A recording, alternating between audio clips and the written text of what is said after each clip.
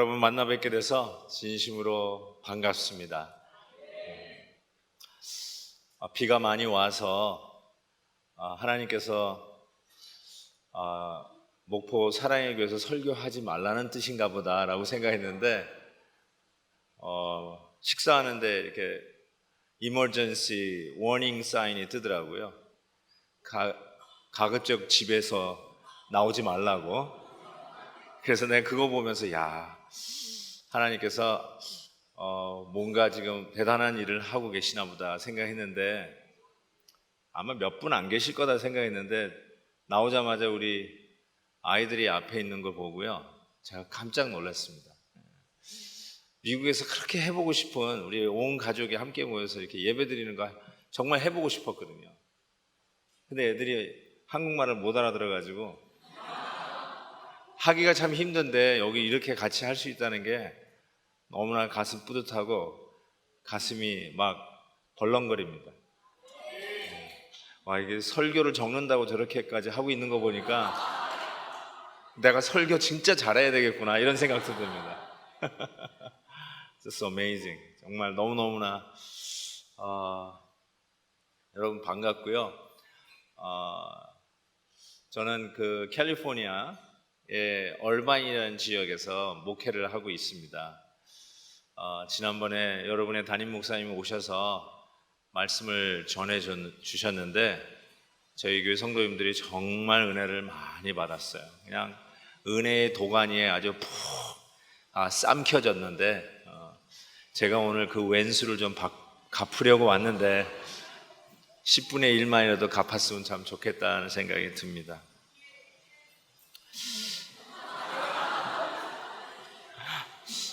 제가 오늘 말씀을 전하려고 하는데 오늘 좀 서론이 길어지는데 하나님께서 제가 부족한 줄 알고 요나서 강해를 할 줄 알고 아예 비를 몰고 오셨어요. 아예 시청각 교제를 아예 직접 몰고 오셨어요. 아주 실감나게 하나님의 메시지를 듣지 않을까 이런 생각이 들어서 이 워닝 사인이 오지 말라는 게 아니라 하나님께서 실감나게 설교를 듣도록 하나님께서 모든 세팅을 하고 계시는구나 이런 생각을 합니다. 그래서 오늘 여러분 특별히 큰 은혜 받으실 것을 믿습니다. 도망자와 추적자, 이번 부흥의 주제입니다. 도망하는 사람은 요나고요, 추적하는 사람은 내일 새벽에 등장하시는데 우리 하나님이십니다.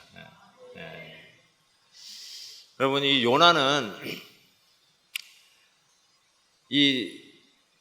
누구든지 자기 이름을 지을 때, 저는 한요인데 자기 아들의 이름을 요나라고 짓는 사람은 별로 못 봤어요. 왜냐하면 도망자의 별명이기 때문에 그렇습니다. 하나님의 명령을 어기고 달아난 사람의 이름이기 때문에 누가 자기 자녀들의 이름을 요나라 지을까 싶습니다. 제 이름은 한국의 요셉입니다.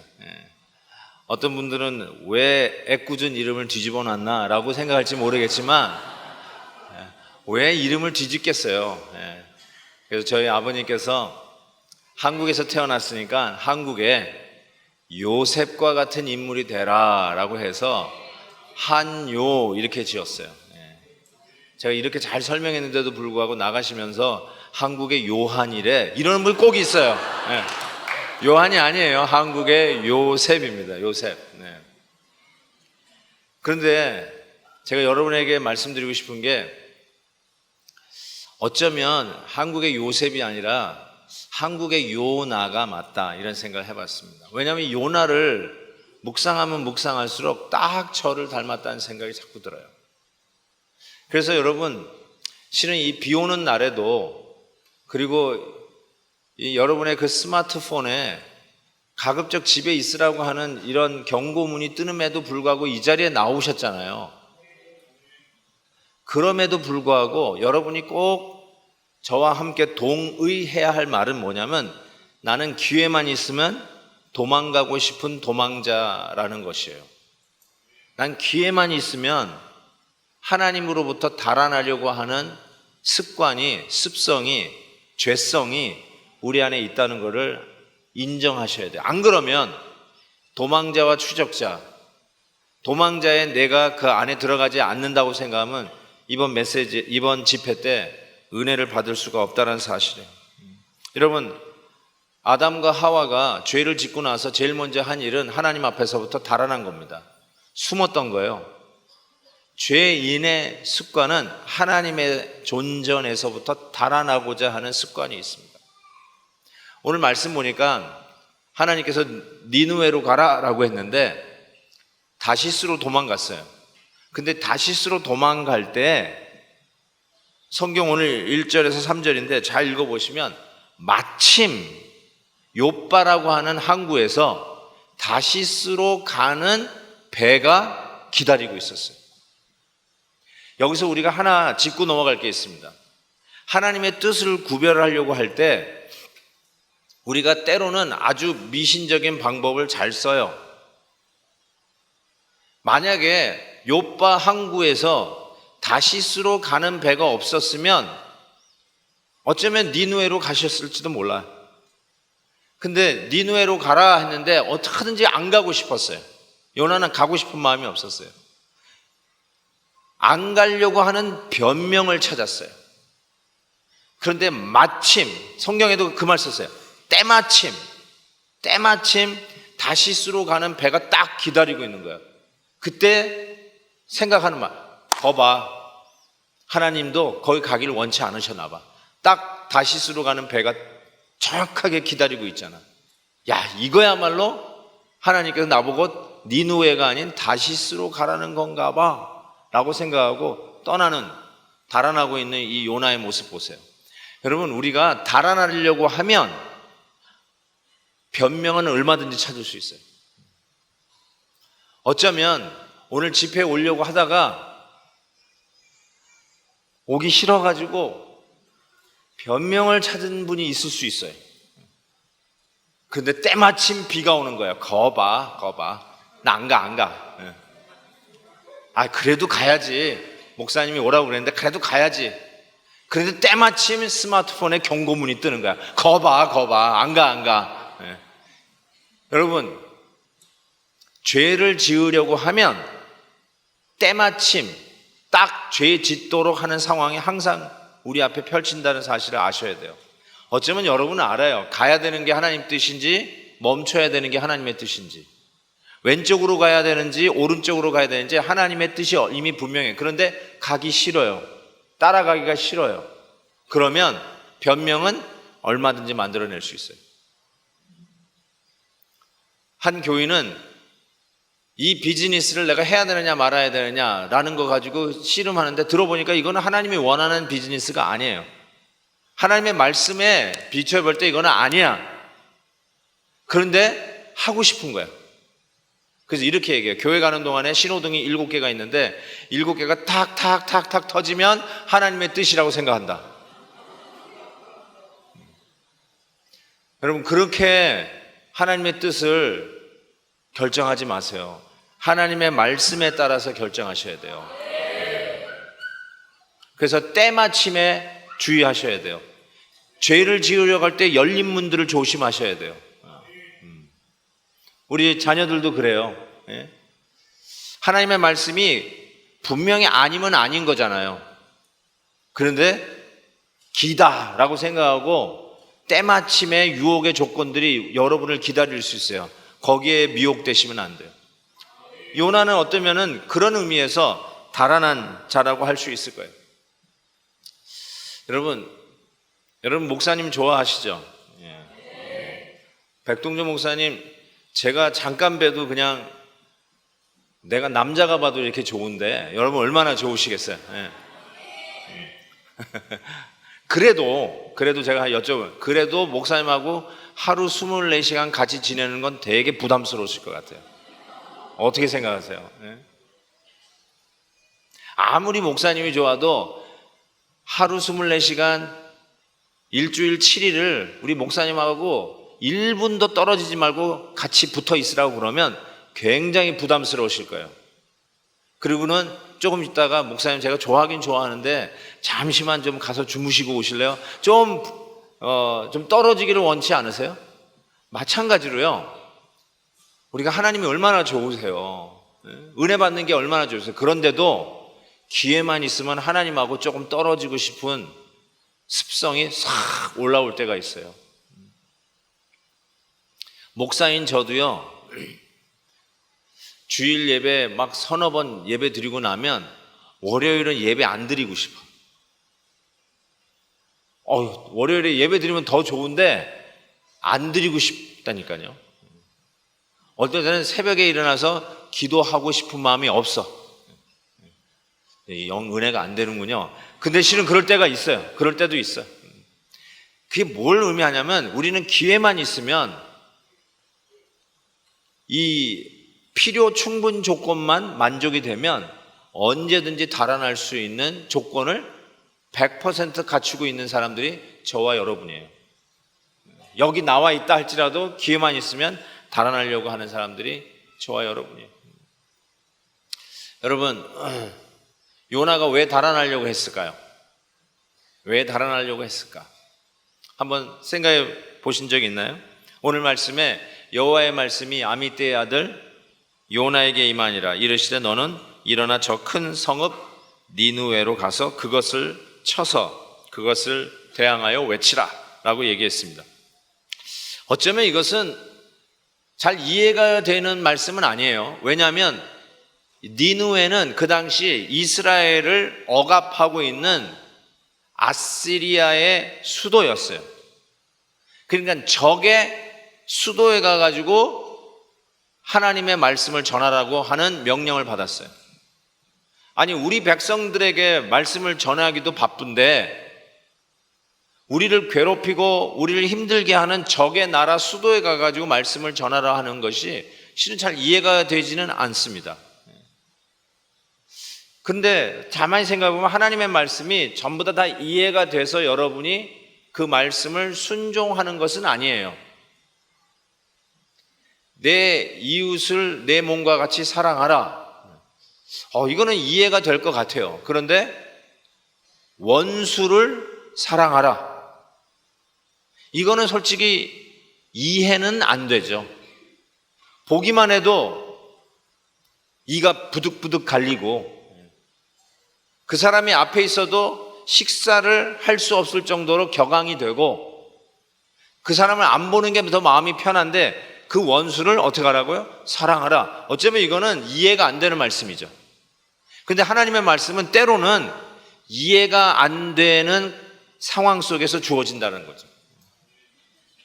여러분, 솔직히 이해된다고 하나님의 말씀을 순종한다면 여러분은 도대체 얼마나 순종을 할 수 있을 것 같습니까? 실은 많은 경우 하나님은 이해보다는 순종을 요구하죠. 이해를 한 후에 순종이 아니라 순종한 후에 이해가 되죠. 그렇죠? 하나님의 말씀이 이해가 된 후에 순종을 하는 것은 하나님의 말씀에 순종하는 게 아니라 여러분의 머리에 순종하는 겁니다. 절대로 하나님에게 인격적으로 순종하는 게 아니에요. 이해가 되지 않아도 말이 안 돼도 이걸 순종하면 내가 손해를 보는 것이 분명해도 내가 이 말씀대로 행하면 반드시 손해보는 거고 내가 망할 것 같은데도 불구하고 이 말씀을 하신 하나님의 인격을 믿고 순종하는 거죠.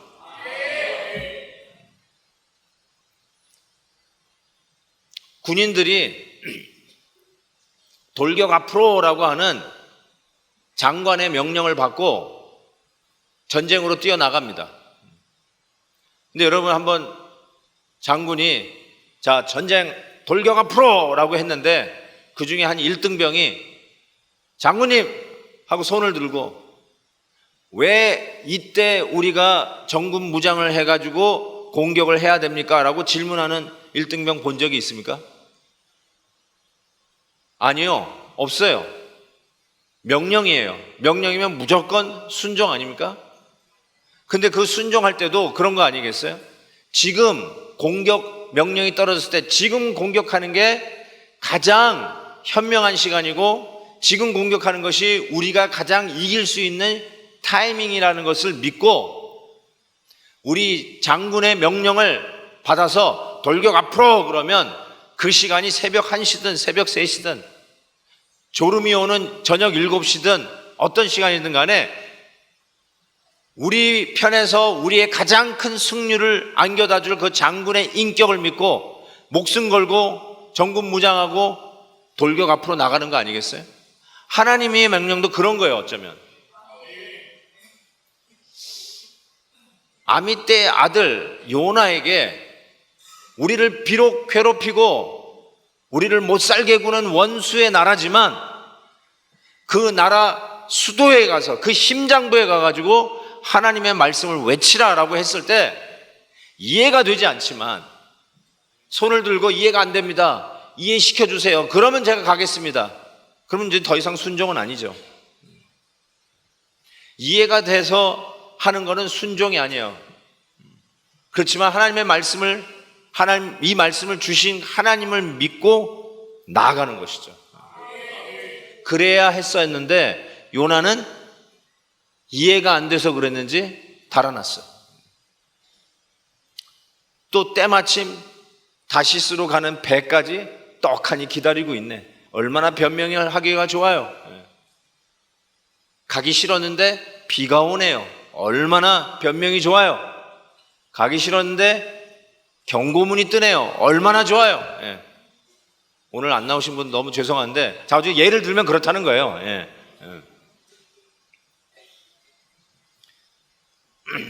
근데 여러분 왜 달아났냐면요, 실은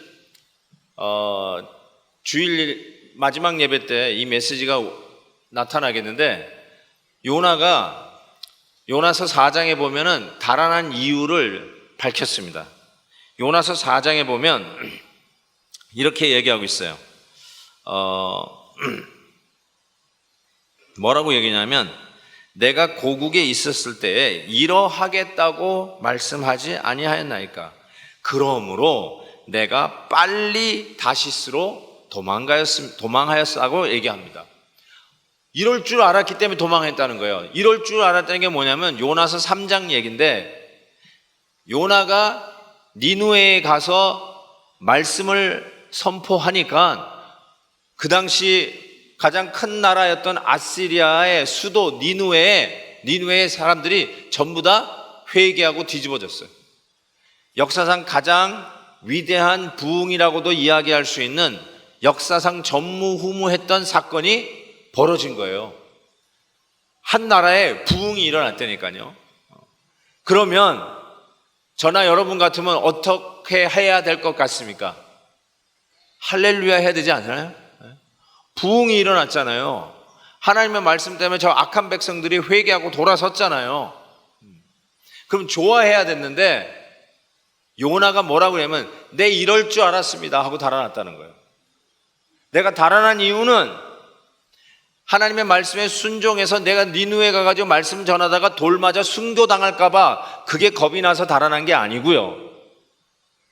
내가 하나님의 말씀 순종해서 아무리 말씀을 전해도 한 사람도 회심하고 돌아오는 사람이 없을까봐, 열매가 없을까봐, 그래서 아무 의미 없이 내 시간만 낭비하는 것이 싫어서 달아난 것도 아니었고요.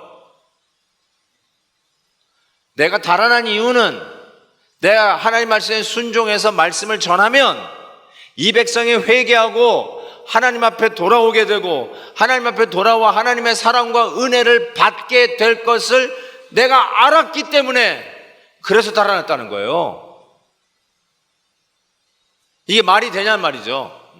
하나님의 종, 하나님의 선지자예요.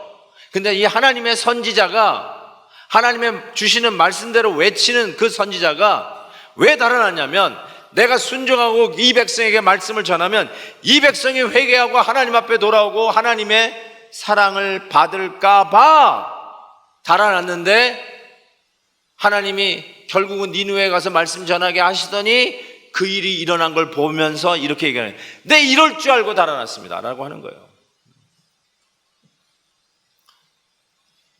여러분, 제가 오늘 여기 와서 설교를 하도록 초대를 받았는데 제가 이렇게 얘기했어요. 목사님, 제가 도저히 목포 사랑의 교회는 갈 수가 없습니다. 못 가겠습니다. 그래서 왜 못 가냐고, 왜 못 오시냐고 그랬더니 어디 아프시냐고. 아픈 게 아니라고. 아니 바쁘시냐고. 바쁜 게 아니라고. 그럼 왜 못 오시냐고. 내가 목포 사랑의 교회 가서 말씀을 전하면 목포 사랑의 교회 성도들이 은혜를 받고 하나님의 사랑을 받을 게 뻔하니까 내가 그거 싫어서 안 오겠습니다. 여러분, 이게 말이 안 되죠. 여러분 웃었어요. 그렇죠? 기가 막힌 거예요. 근데 이 기가 막힌 이유를 요나가 하나님 앞에 대면서 달아난 거예요. 요나가 달아난 이유를 확실히 아셔야 돼요. 무서워서 달아난 게 아니에요. 내가 하나님이 이렇게 하실 줄 알고 달아났다는 거예요. 하나님이 이 백성에게 은혜를 베풀 줄 알았기 때문에 내가 그거 못 본다는 거예요. 내 눈에 흙이 들어오면 들어왔지, 내가 저 원수의 나라, 저 백성들이 은혜 받는 꼴은 내가 못 보겠습니다. 그래서 달아났다는 거예요. 이게 하나님의 종 선지자의 문제였어요.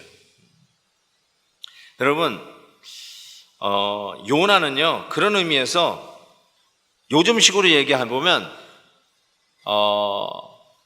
복음을 모르는 목사예요. 예수 그리스도의 부활을 믿지 않는 신학교 교수예요. 그 요나가 그렇게 이야기할 수 있어요.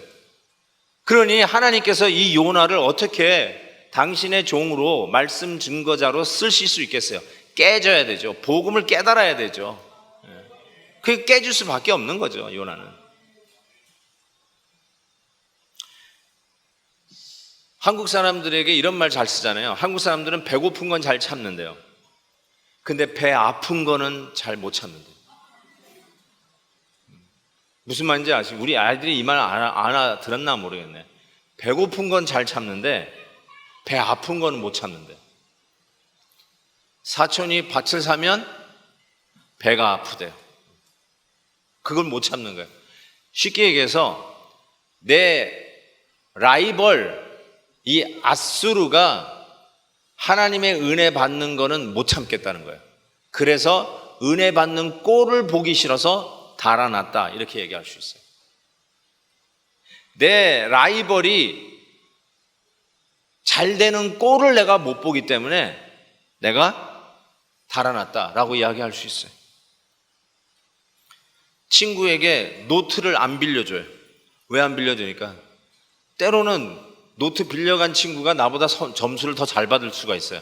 내가 그 꼴 보기 싫어서 노트를 안 빌려주는 인색한 친구같이, 요나가 이 아수르 백성이 은혜 받는 꼴을 보기 싫어서 달아났다라고 얘기합니다.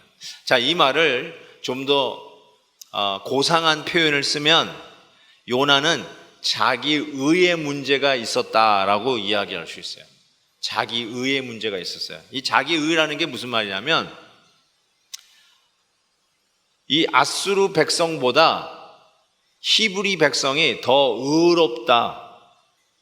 더 의로운 이유가 뭐냐? 하나님의 은혜를 받을 만하다, 하나님의 축복을 받을 만하다라고 하는 그런 고약한 마음을 갖고 있었어요. 이걸 자기 의의 문제라고 얘기합니다. 그래서 이 아수르 백성들 뭐라고 부르냐면 저 더러운 이방인이라고 얘기해요. 더러운 이방인, 저 할례도 받지 않는 더러운 이방인이 무슨 하나님의 은혜를 받으려고 하느냐는 거죠. 우리같이 선택을 받은 민족, 우리같이 하나님의 율법을 갖고 있는 우리 백성들이나 하나님의 사랑을 받는 거지, 하나님도 모르고 하나님의 법도 모르고 자행자제하는 저 더러운 이방인이 무슨 하나님의 은혜를 받겠냐는 거죠. 너희들은 하나님의 은혜를 받을 가치가 없다, 우리만 하나님의 은혜를 받을 수 있다 라고 생각하는 것, 이게 바로 자기 의의 문제. 근데 여러분, 유대인들에게 가지고 있었던 가장 큰 문제가 뭐냐면 인종차별이죠. 인종차별. 왜냐하면 우리는 하나님의 은혜를 받아도 되는데 저 다른 민족, 다른 민족은, 다른 인종은 하나님의 은혜를 받을 수 없다라는 생각을 딱 갖고 있었어요. 이거를 인종차별이라고 합니다. 영어로는 racism이라고 해요. racism. 그 사람들의 이 피부 색깔로, 그 사람의 출신으로 그 사람을 차별하는 것입니다. 이게 엄청난 죄예요. 끔찍한 죄입니다. 하나님이 너무너무나 싫어하는 죄예요. 인종차별. 그러니까 여러분, 인종차별하면 선교를 아예 못합니다. 그렇지 않습니까? 선교를 할 수가 없어요. 우리가 일본에도 선교사님을 보냅니다. 일본이 원수의 나라라고 생각하면 일본에다가 어떻게 선교사를 보내겠어요? 우리의 헌금을 보낼 수 있겠어요? 그렇죠? 근데 참 저와 여러분 솔직히 얘기하는데 우리 한국 사람이 상당히 인종차별을 많이 하는 민족 중에 하나래요. 어떻게 생각하십니까? 제 친구 목사님이 미국에서 목회를 하는데 영어로 목회를 하세요. 영어로 목회를 하니까 우리 교포 영어를 하는 2세 한국인들뿐만 아니라 이 아시안 계통의 많은 학생들이 그 교회를 와요. 그러다 보니까 이렇게 서로 이렇게 인종을 넘어서 사랑에 빠지는 교인들이 있어요. 근데 그런 일이 일어났어요. 한국 여자애하고 캄보디아 남자하고 눈이 맞았어요. 제가 하는 설교가 이해가 되세요? 제가 영어로 설교하는 거 아니죠? 네, 오케이. 가끔 약간 제가 여러분하고 약간 좀 거리감이 있는 것 같아서. 네, 오케이. 그런데 이 이야기를 듣는 순간에 한국에서 그 딸의 부모님이 미국으로 날라왔어요. 그리고 이렇게 얘기했어요. 우리 집안에 캄보디아 피를 섞을 수 없다. 뭐 이런 식으로 얘기가 된 거예요. 그랬더니 사랑에는 국경이 없잖아요. 아니에요. 나는 뭐 이 학생하고 난 결혼할 거야. 막 그런 거예요. 아무리 말려도 안 되니까 그 친구 목사님에게 부모님이 부탁을 한 거예요. 목사님, 우리 딸이 어떤 딸인데 이럴 수 없습니다. 이럴 줄 알았으면 내가 미국에 보내지 않아야 되는데 어떻게 이런 일이 일어났습니까? 그러면서 좀 우리 딸 좀 말려주세요. 막 그러면서 그 캄보디아 청년에게 좀 말 좀 해달라고. 이거는 안 될 일이라고 막 야단 난 거예요. 그래서 알았다고. 그래가지고 이제 그 캄보디아 청년을 불러가지고 목사님이 좀 타일을 하고, 이 목사님은 한국 사람이에요. 타일을 하고 이제 이야기를 하기 시작했습니다. 야, 한국 문화를 이해해야 된다. 한국 문화는 굉장히 좀 까다로운 게 있다. 뭐 어떻게 말을 해주는데 설명하기 힘들었대요. 그런데 어쨌든 막 하면서 한국 사람이 그러는데 이 딸의 엄마 아빠가 이 한국 피 말고는 섞이는 걸 원치 않는다고. 그러면서 너 이 한국 문화를 좀 이해해 줬으면 좋겠다고 막 아주 나이스하게 얘기했어요. 그랬더니 이 캄보디아 청년이 뭐라고 그랬는 줄 아세요? 여기 캄보디아 사람 있나요 혹시? 이 캄보디아 청년이 뭐라고 그랬냐면 우리 부모님도 똑같이 얘기하십니다 그랬대.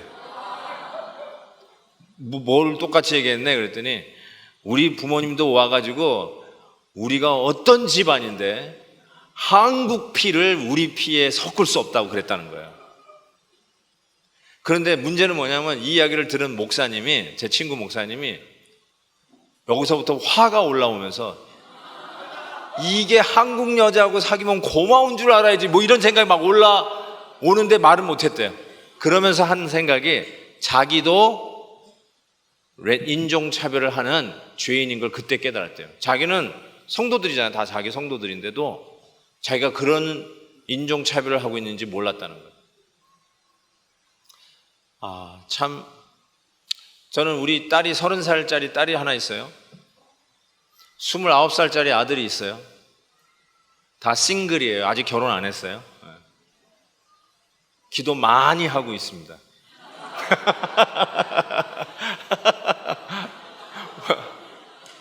저는 인종차별은 안 해요. 아무나 데려오라고 그래. 아무나 데려. 중요한 거는 우리 딸은 남자를 데려왔으면 좋겠고 우리 아들은 여자를 데려왔으면 좋겠어. 난 그것만 해도 고맙겠어요. 아주 요즘은.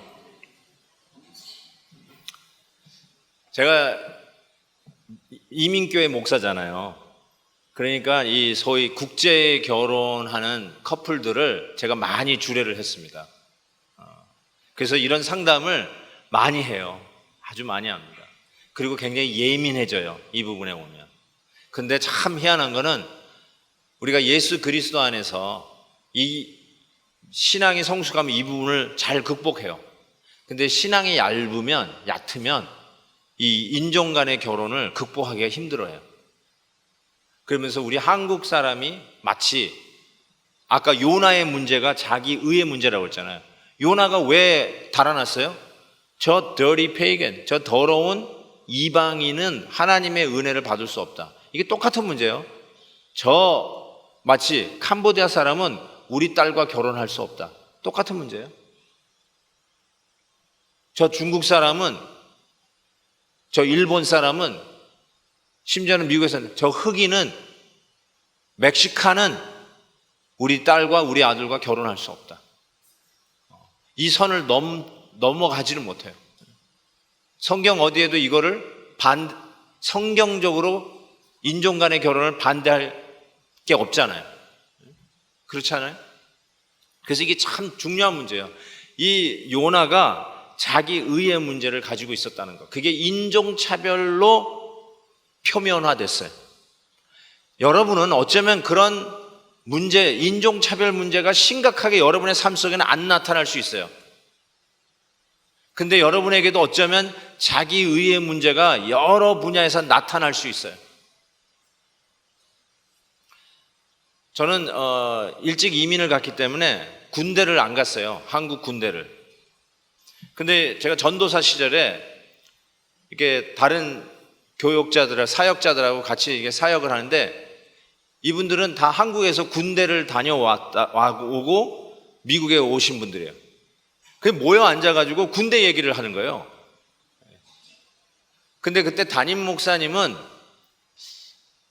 자기 군번은 젓가락 군번이니까 11로 시작한다고 그러는지 젓가락 군번이라면서 그때 김신조가 내려와가지고 뭐 어쩌고저쩌고 하면서 아주 고생했다고 하니까 이제 그 밑에 있는 교육자들이 자 군대 나오는 얘기를 막 하는 거예요. 와, 자기는 저 전방에서 뭐 어쩌고저쩌고 하면서 근무하는데 얼마나 힘들었는지, 자기는 공수부대였다, 뭐 자기는 수색부대였다, 막 이런 얘기를 하고, 자기는 뭐 포병이었다, 막 이런 얘기를 하는데 아무 얘기도 안 하는 전도사가 한 명 있었어요.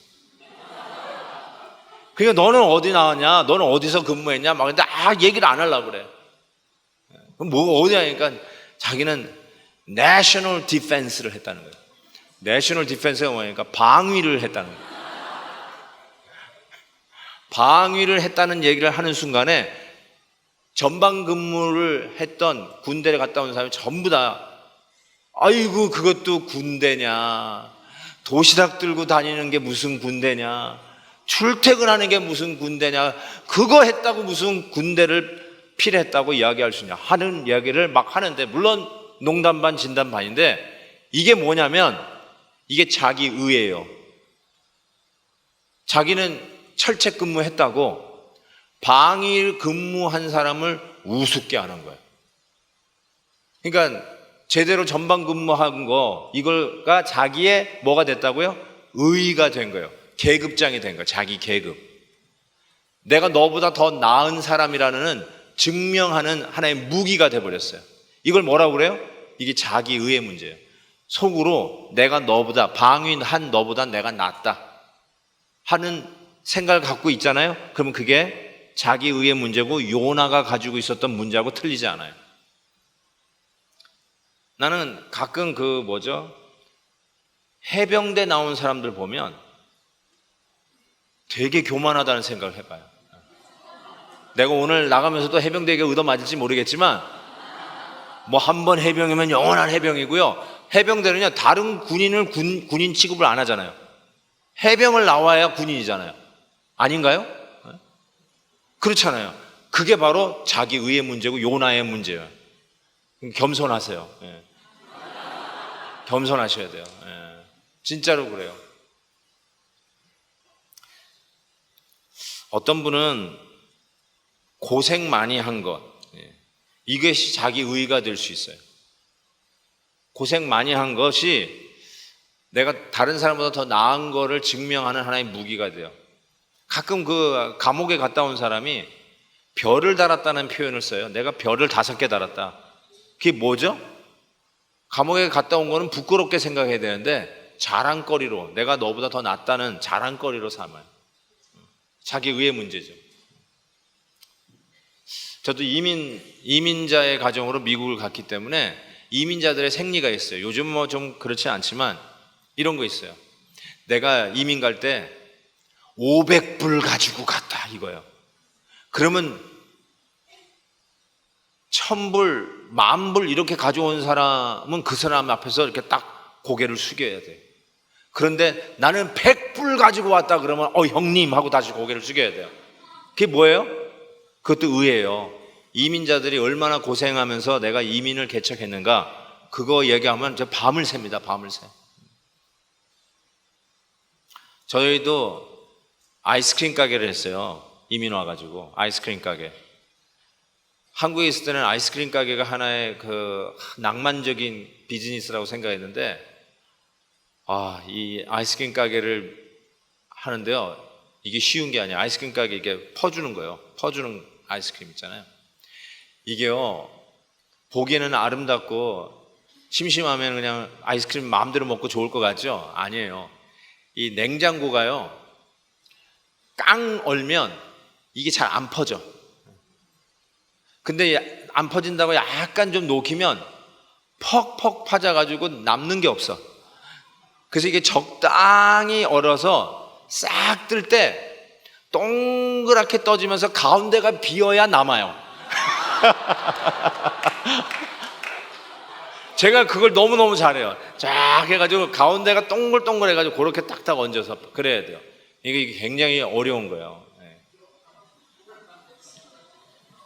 사람이 서너 명 줄 서 있잖아요. 이걸 퍼주는 거예요. 이게 쉬운 일이 아니에요. 저희 어머니는 직업병으로 하도 아이스크림을 많이 퍼가지고 여기 테니스 엘보라고 하는 요게 병이 있어요. 날씨가 오늘같이 이렇게 흐리고 비가 오면 여기가 아파하세요. 지금도 아파하세요. 그때 아이스크림을 하도 많이 퍼가지고. 그래서 제가 아이스크림 좋아하는데 가끔 아이스크림 가게에 갔다가 사람이 한 서너 명 줄 서 있으면 그냥 갑니다. 왜냐면 우리 어머니가 참 힘들어했지. 그냥 가요. 이런 얘기 하다 보면 말이죠, 참 이민자의 삶 속에서 이 고생했다는 게 은근히 나중에 자랑거리가 돼요. 그런 거 있잖아요. 맨주먹으로 내가 성공했다, 내가 이민 와서 성공했다, 이런 이민의 어떤 신화적인 맨주먹으로 성공한 이런 이야기들이 은근히 자기의 의의가 돼가지고요, 돈 싸들고 들어와가지고 비즈니스 하나 하는 사람들을 우습게 봐요. 나는 그렇게 안 했다는 거죠. 여러분, 참 여러분은 어떤 의의의 문제가 있을까 한번 생각해 보세요. 남을 낮게 보이는 거죠.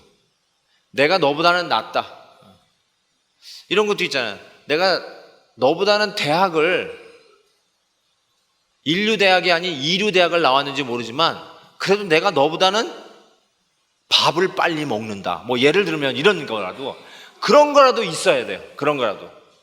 그래서 이 자기의의 문제를 전문 용어로 이렇게 얘기해요. 잘난 맛에 사는 거예요. 자기 잘난 맛이에요. 우리 모두가 자기 잘난 맛에 사는, 그 얘기하면 치사해지는, 그렇지만 꿍 가지고 있는, 그거 가지고 사는 거예요. 그게 있어요. 우리가 다. 내가 비록 이렇게 고생하고 살지만 우리 자식은 너보다 낫다, 이 얘기를 안 해. 갖고 있지만 그런 게 있어요. 목사도 그런 게 있어요. 실은 목사도 자기 의의 문제가 있어요. 철저하게 깨져야 할 문제인데 그게 있을 수 있어요. 나는 그래도 목포 사랑의 교회를 섬기고 있다. 이게 굉장히 자랑이 될 수 있어요, 실은. 그래서 참 그런 게 나에게 어떤 계급장으로 달려지기 시작하는 순간에 나도 모르게 나는 요나가 되고 있다. 그래서 살펴보면 진짜 한국의 요셉이 아니라 저는 한국의 요나라는 생각이 자꾸 들어요. 야, 한요, 한국의 요나구나 내가. 어차피 요나다. 그래, 맞아요, 요나예요, 요나.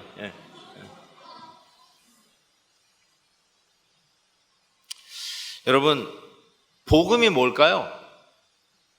복음은 사람에게 구별이 없어요.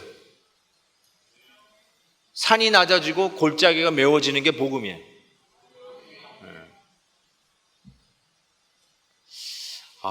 여러분 축구 좋아하세요? 축구 그러면 예를 들어서 0대1로 지고 있었어요. 0대1로 지고 있었어요. 그러다가 우리 팀이 골을 넣었어요. 그럼 1대1이 되잖아요. 그러면 똑같아지는 거잖아요. 똑같아지는 거. 근데 그 이제 미국 TV에서 축구를 보다 보면 이렇게 0대1로 지고 있다가 1대1이 되었어요. 그래서 공을 딱 넣으면은 그 공을 뭐라고 부르냐면, 죄송해요. 이게 미국에서 온 티를 내게 되는 것 같아서 너무너무 죄송한데, 영어 죽어도 안 하려고 그랬는데 할 수 없이 나오네. 이렇게 나와요. equalizer. 그래요. equalizer. 원래는 이렇게 얘기 안 하고 equalizer 그렇게 얘기해요. 그러면서 1대1로 동점골을 만들어냈다가 equalizer 막 이런 거. 뭐 야단 났어요. 맞아. 근데 정확하게 복음이 그래요. 뭐 인류, 이류, 뭐 유대인 아니면 더러운 이방인, 한국 사람, 일본 사람, 캄보디아 사람, 한국 사람. 우리 나름대로는 높낮이를 재고 있는지 몰라요. 1등, 2등을 하고 있는지 몰라요. 그런데 복음 앞에 서면 everybody's equal. 똑같아지는 거예요. 똑같아지는 거예요. 그게 복음이에요. 그래서 우리가 복음을 받듯이 우리가 혹 하등하게 생각할지 모르고 혹 원수의 나라라고 생각할지 모르는 그 백성도 하나님의 은혜와 사랑을 우리가 받은 것처럼 충분히 받을 수 있다라고 믿기에 선교사를 보내는 거예요. 그래서 깨져야 돼요. 깨져야 돼요. 저희 교회는 일본 성도님들이 계세요. 저희 교회 장로님은 일본 장로님이 계세요. 시무 장로님이 일본 장로님이세요. 일본인이세요. 고조 나무라 장로님이세요. 그래서 한일전 할 때 응원을 할 수가 없어요. 정말 그래요. 지난번에 영화 이순신 영화 뭐죠 그게? 명량 그거 나왔는데 내가 너무 은혜를 받았거든요. 우리에게는 아직도 12척의 배가 남아있습니다. 나 그거 한번 얘기하고 싶은데 일본 성도님들이 앉아있으니까 할 수가 없었어요. 할 수가 없어요. 근데 지금 생각하니까 그게 은혜야. 은혜. 국률한 마음. 그 일본 성도님들이 내가 담임 목사래. 내가 담임 목사. 우리 담임 목사. 그러니까 어떻게 해요? 우리 성도예요. 내 성도예요. 그래서 한일전 이겼어도 절대로 내색을 하지 않습니다. 절대로 얘기할 수가 없어요. 설교 예화의 한일전을 얘기할 수가 없어요. 우리 일본 성도 한 사람이라도 다칠까봐 얘기할 수가 없어요. 근데 이 마음이 여러분 이게 너무너무 중요한 거예요. 이게 너무너무 중요해요. 왜요? 요나의 문제는 이 극복할 수 있어야 되잖아요. 이걸 극복을 못하니까 복음을 안전하고 지금 달아나고 있잖아요. 내가 왜 그런 일을 해야 되냐는 거예요. 우리만 받으면 되지 왜 저 사람도 하나님의 축복을 받아야 되냐는 거예요. 하나님께서 우리에게 이러한 정말 아픔을 줄 때가 참 많은 것 같아요. 요나가 달아난 이유가 실은 오늘 내가 기회만 있으면 달아나는 정확한 그 이유일 수 있다라는 생각을 해보게 됩니다. 아까 제가 이런 얘기해서 자기 잘난 맛에 산다고요. 이 자기 잘난 맛에 산다는 게 여러분들이 참 가지고 있는 생각 중에 하나인데 그것이 깨지기 전에는 정말 이 복음의 능력을 체험할 길이 없어요. 어떨 때는 복음을 우리가 남용할 수가 있어요. 우리가 하나님을 나의 의를 돋구는 일에 이용할 수가 있어요. 그래서 C.S. 루이스가 이런 말을 했어요. 진짜 크리스찬하고 가짜 크리스찬을 가리는 것 중에 하나가 이런 거예요. 가짜는, 죄송합니다. 이 크리스찬이 아닌 사람도 양식이 있으면 자기의 잘못한 거를 잘못했다고 얘기를 해요. 그렇죠? 그거는 꼭 신앙인이 되어야만 자기 잘못을 뉘우치는 건 아니에요. 양식이 있으면, 교육을 받은 사람이면 자기가 잘못한 거 책임지고 잘못했다고 할 줄 알아요. 근데 문제는 뭐냐면 크리스찬은 자기의 나이스한 것도 회개를 하게 돼 있어요. 자기가 한 착한 행동도 회개하게 돼 있어요. 이게 굉장히 이상한 말이에요. 아니, 착한 걸 왜 회개합니까? 칭찬을 해줘야지. 이렇게 생각할 수 있잖아요. 그런데 크리스찬은 자기의 착한 행동도 회개를 하셔야 돼요. 왜 그러냐면 착한 행동이 잘못된 게 아니라 착한 행동을 하면서 쑥 들어오는 생각들이 있어요. 착한 행동을 하고 예를 들어서 구세군 남비에다가 헌금을 했다고 치십시다.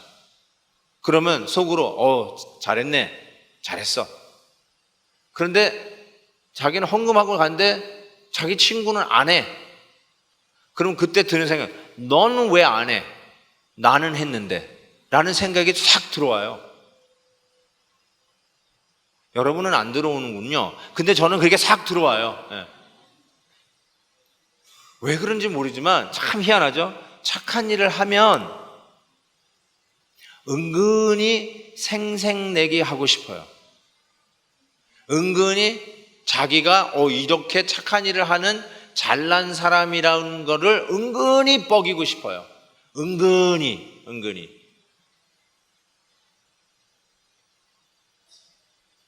그래서 주님께서 하신 말씀이 착한 일은 왼손이 하느니 오른손이 모르게 하래요. 이게 정말 의미심장한 말씀을 우리에게 주신 거예요. 우리를 너무너무 잘하시는 거예요. 야, 착한 일은 왼손이 하는 거 온 세상에 신문 내고 방송에 알려라. 이렇게 얘기 안 하셨어요. 왼손이 하느니 오른손이 모르게 하라. 왜 그럴까요? 착한 일은 소문내고 광고를 해가지고 격려해가지고 다 같이 착한 일 하도록 하는 것이 옳을 것 같은데 주님께서는 모르게 하래요. 왜요? 여러분을 위해서. 즉 자기 의가 돼버려요. 의. 그래서 이것이 반복이 되잖아요. 그럼 여러분 여기에 굳은 살이 생겨요. 굳은 살이 생기면 이렇게 됩니다. 내가 하나님으로부터 받는 복이 내가 착한 행동을 했기 때문에 받는 대가라고 생각해요. 심지어는 내가 받는 구원도 내가 될성립이니까, 착한 놈이니까, 그래서 하나님이 나에게 구원의 대가를 주셨다라고 착각하게 만들어요. 그게 정확하게 바리새인입니다. 그게 바리새인이에요. 그러니까 여러분이 이게 굳은 살이 생기고 신앙생활이 오래되다가 굳은 살이 생기면 종교 생활로 변하기 시작합니다. 거기에 어떤 감격이나 은혜나 감사가 없어요. 옛날엔 예배 자리만 앉아도 눈물이 났어요. 나 같은 죄인 살리신 주 은혜 고마워하면서 꺽꺽거리면서 울면서 찬송했던 그 감격은 온데간데 없이 사라지고 나 같은 사람이 아니면 누가 은혜를 받냐? 주여! 내가 은혜를 받지 누가 받겠습니까? 내가 일주일 내내 기도로 하루를 시작했고 11조 헌금을 하고 하나님 앞에 얼마나 충성을 하는데 은혜는 마땅히 내가 받아야 할 거죠. 저 일주일 내내 밖에서 골프나 치고 맨날 놀러 다니고 기도도 안 한 저것들이 여기 와서 무슨 은혜를 받겠다는 겁니까? 라고 하는 생각을 갖게 된다면 그게 정확하게 바리새인이에요. 그게 바리새인이에요. 여러분, 주님께서 바리새인과 세리가 하는 기도를 듣고 누가 더 의롭다고 얘기했을까요? 바리새인은 시장 한복판에 서서 다 보라는 거예요. 나 기도하는 사람이라고. 나 기도하는 사람이라고.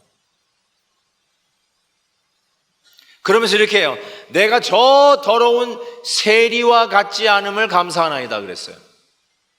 내가 얼마나 의로운 사람인지 저렇게 더러운 세리 같지 않음을 감사하나이다. 그런데 세리는 어떻게 해요?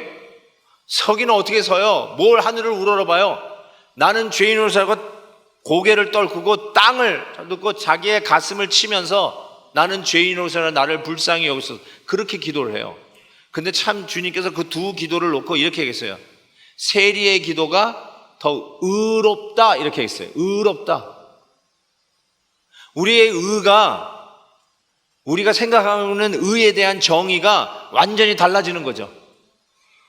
착한 게 의롭다고요? 아니요. 착해서 교만해지면 그건 의가 아니에요. 하나님 앞에 심판받을 거죠. 교만의 목을 든 거죠. 마치 방울뱀이 독사가 고개를 쳐드는 흉측한 교만의 모습으로 자기가 좀 잘했다고, 자기가 좀 열심히 냈다고, 남보다 더 우월하고 탁월하다고, 더 낫다라고 생각하면 그게 정확하게 이 시대의 바리새인이에요. 하나님의 은혜를 몰라요. 복음의 감격을 몰라요. 그래서 남을 정죄하는 무기가 돼요. 나는 이렇게 하는데 넌 왜 그렇게 못하냐? 라고 하는 이 무기가 되고 말아요. 여러분, 그래서 사람의 열심은 남을 정죄하는 칼이 되어서는 안 돼요. 우리 열심히 품고 주님을 섬겨야 돼요. 나는 흐리멍텅한 사람 저도 싫어요. 눈동자가 살아있어야죠. 꿈이 있어야 되죠. 주를 위한 열정이 있어야 되죠. 아멘입니다. 그런데 그 열정이 잘못되면 이렇게 돼요. 그게 예리한 칼이 되어서 남을 베요. 남을 정죄해요. 남을 잘라버려요. 너무 왜 이렇게 못하냐? 나같이 해야지 하고 자기가 혼자 다 하고 일을 다 완성해가지고 딱 하고 뒤돌아봤더니 다 칼 맞고 죽어 있어요. 이거는 하나님이 기뻐하는 열심이 아니에요. 자기 의의 문제를 뒤돌아볼 줄 아셔야 돼요. 여러분, 요나 하나님의 선지자가 바로 이러한 문제 때문에 달아나는 도망자였다면 우리 원래 본질상 죄인인, 즉 본질상 기회만 있으면 하나님의 존전에서 달아나려고 하는 이 도망자의 습관이 가지고 있는 우리 역시 그 의의 문제, 요나가 가지고 있는 이 자기 의의 문제가 아주 매섭게 우리 가운데 도사리고 있다는 사실을 기억하셔야 됩니다. 예수 그리스도의 십자가는 뭐예요? 이퀄라이저예요. 예수 그리스도의 십자가 앞에 모든 사람이 다 평등해요. 자유자나 노예자나 남자나 여자나 어떤 인종도 마찬가지예요. 그래서 선교사가 가장 못 살고 힘들고 타인을 타박하고 핍박하고 했던 이 민족에 목숨 걸고 왔던 그 이유가 뭘까요? 왜냐하면 우리만 은혜 받을 게 아니라 저 은자의 나라, 저 대한민국, 저 조선도 하나님의 은혜를 받아야 된다는 사실을 알았기에, 복음 앞에서는 누구나 평등하다는 걸 알았기에, 주님이 흘려주시는 복음은 공부 많이 한 사람만 그 은혜를 받는 게 아니고, 머리 똑똑한 사람만 받은 게 아니고, 돈 부자나 받는 것이 아니고, 한국 사람만 받는 게 아니고, 하나님의 은혜는 누구의 것이기 때문에 모든 자의 것이기에 이 은혜를 알고 항상 우리가 하나님 앞에 섰을 때 남을 나보다 낮게 여기고 하나님의 은혜를 오늘도 내가 겸손히 받을 자 된다면 복음의 그 감격은 여러분이 주님 앞에 나올 때마다 샘솟는 은혜가 있을 것을 믿습니다. 미국의 수도 워싱턴 DC에 포토맥 강이라고 있어요. 제 외사촌 여동생이 그 포토맥이라고 하는 지역에서 살고 있는데, 그 DC 한가운데 마치 서울에 한강이 흐르듯이 포토맥 강이 흘러요. 1월 달에 깡깡 얼은 겨울에 그 아이들 태운 학교 버스가 미끄러져 가지고 다리 난간을 치고 그 포토맥 강에 빠져버렸어요. 그 우리 어린아이들이 학교 버스를 타고 가다가 그냥 그 겨울 꽁꽁 얼은 그 강으로 그냥 떨어진 거예요. 그러면서 얼음을 깨고 거기서 이제 아이들이 다 막 허우적거리는데, 지나가던 청년이 그 추운 그 포토맥 강에 뛰어들었어요. 그러면서 수영을 하면서 하나씩 끄집어냅니다. 하나 끄집어내면 다시 또 뛰어들어가서 또 끄집어내고, 하나 또 끌어내면 또 들어가가지고 또 끄집어내고. 그런데요, 여러분, 그 추운 강가에서 이렇게 계속 몸을 닿다 보면 그 심장 마비가 생겨서 죽어요.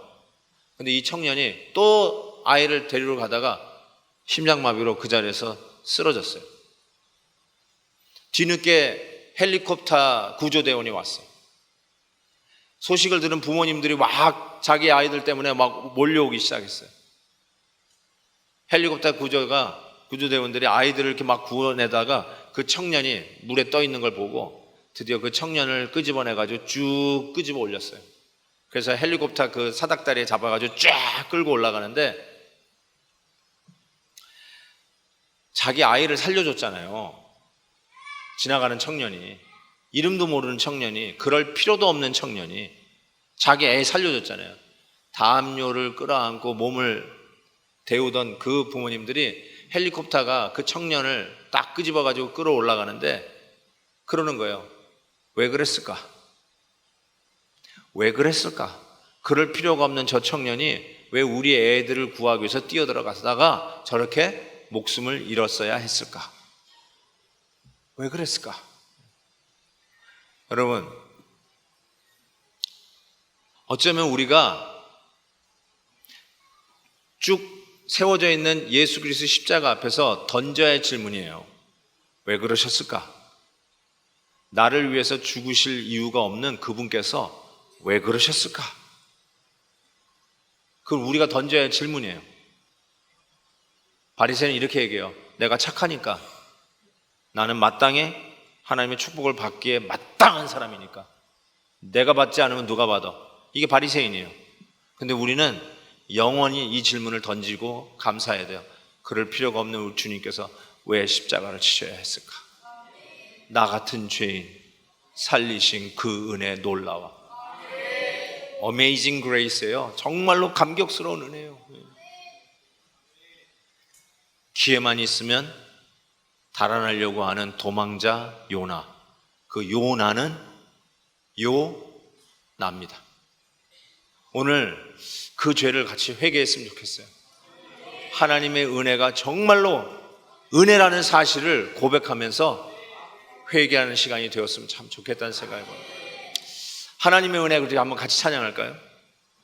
하나님의 은혜 같이 한번 찬양하고, 정말 우리의 삶 속에 오늘 설교 들으시면서 제가 어쩌면 다 말씀 못 드린 것도 있어요. 실은 왜 그런 줄 아세요? 얘기하면 너무너무 치사해요. 너무너무 부끄럽고 창피해요. 그런데 우리가 갖고 있어요, 그 의의 문제가. 제가 가지고 있는 이 의의 문제도요, 얘기하면 너무너무 유치해요. 유치하기 짝이 없는 문제라서 얘기를 못 하겠어요. 그렇지만 얘기하면 여러분도 있고 나도 있는 문제 있어요. 여러분도 갖고 있을 거예요, 아마.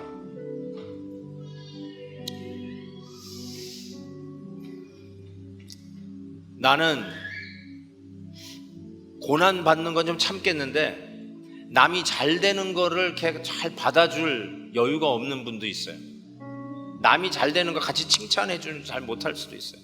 슬픔 당한 거 위로해 주는 것보다 남 잘 된 거 칭찬해 주는 게 더 힘들어요. 왜냐하면 정확하게 이 자기 의 문제 때문에 그래요. 그래서 더 힘든 거예요, 실은.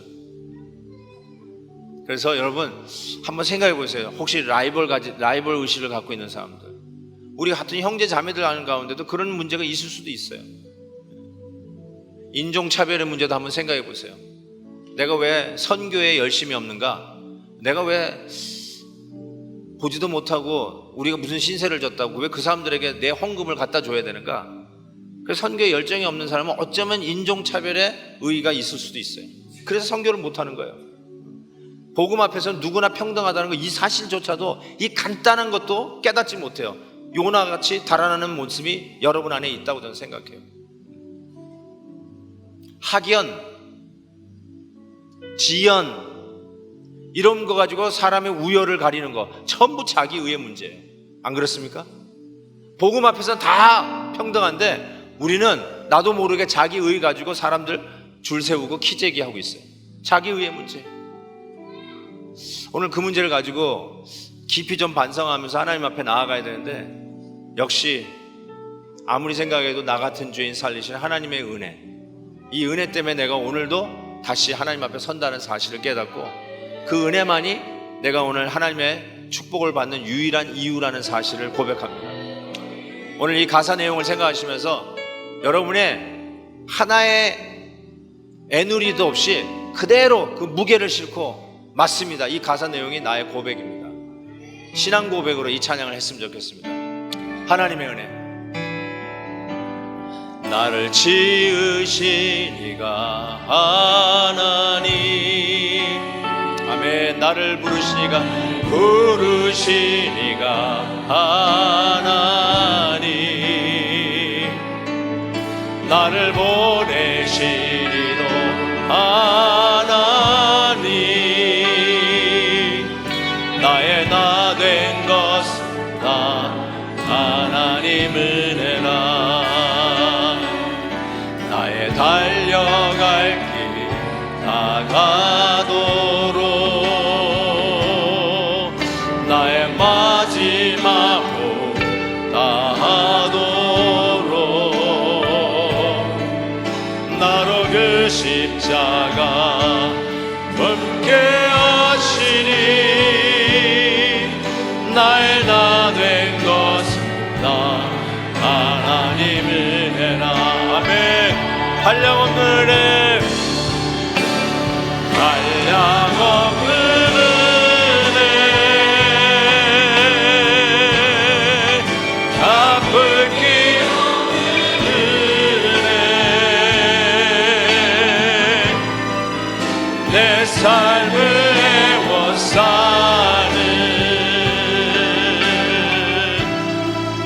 하나님의 은혜,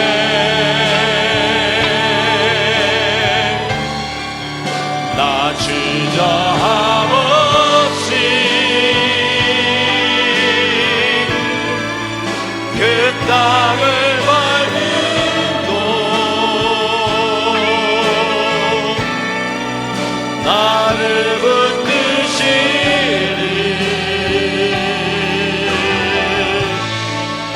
하나님의 은혜, 한량없는 은혜, 한량없는 은혜, 아멘. 갚을 길 없는 은혜, 갚을 길 없는 은혜, 아멘. 내 삶을 애워싸는 하나님의 은혜, 나 주저함 없이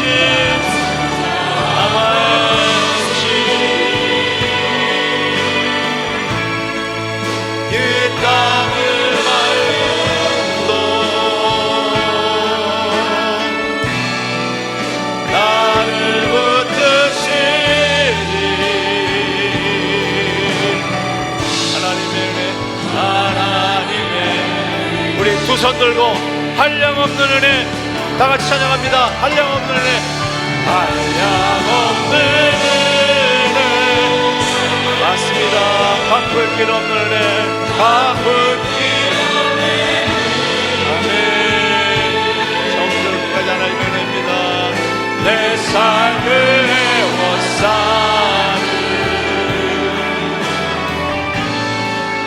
하나님의 은혜,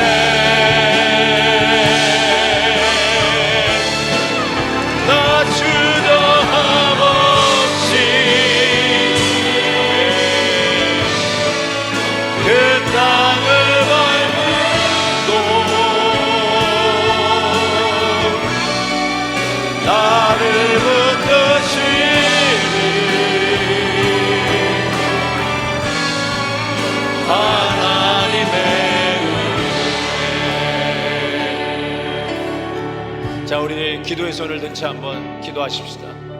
오늘 말씀을 들으면서 뜨끔뜨끔한 부분이 있으면 하나님께서 여러분을 참 은혜를 베푸시는 사인이라고 생각해요. 회개하십시오. 하나님 앞에 엎드려 간구하시면서 회개하시기 바랍니다. 하나님, 나에게 이런 의의 문제가 있었습니다. 말을 안 해서 그렇지 나는 이 교만의 문제를 갖고 있었습니다. 오늘 본문에 나오는 요나는 바로 접니다. 내가 이 요나의 같은 의의 문제를 가지고 교만하고 남들이 받는 은혜 그거 못마땅해서 달아냈던 요나의 문제가 바로 나의 문제였습니다. 나는 인종차별하는 자였습니다. 내 가진 조건으로 남들에게 차별하는 자였습니다. 사람을 저들이 입는 옷 가지고 판단하고 저들의 외모 가지고 판단하고 저들의 가진 것 가지고 판단하는 나의 의의 문제가 있었던 자입니다. 하나님 앞에 참 손을 들고 주여 외치면서 회개합니다. 하나님 앞에 고백하며 기도하는 시간 갖겠습니다. 다 같이 주여 외치기도 합니다. 주여.